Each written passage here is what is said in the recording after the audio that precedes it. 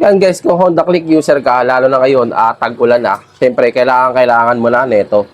Recommended ko guys, magpalit ka ng stainless na salaya. Kasi guys, pag hindi ka nagpalit or pag inabot pa ng stock up yung center stand mo, sigurado mapapalaki ka ng gastos. Kasi guys, ito, common, pag bakal, kinakalawang to. Yan, tapos nakalagay siya sa dito. Syempre guys, napaka-intact nito. Once na kinalawang to, napakahirap na itong baklasin. At kung mababaklas man, mapapagas ka pa ng malaki. Kaya mas maaga guys, magpalit ka na nito habang hindi pa nag-i-stock up. Kaysa masira yung makina mo, pinagkakabit na nito, yung makina, mabaklas dito, mas delikado at mas mapapalaki gastos mo. Siyempre guys, pag nag-avail ka nito guys, meron na rin tong spring na kasama.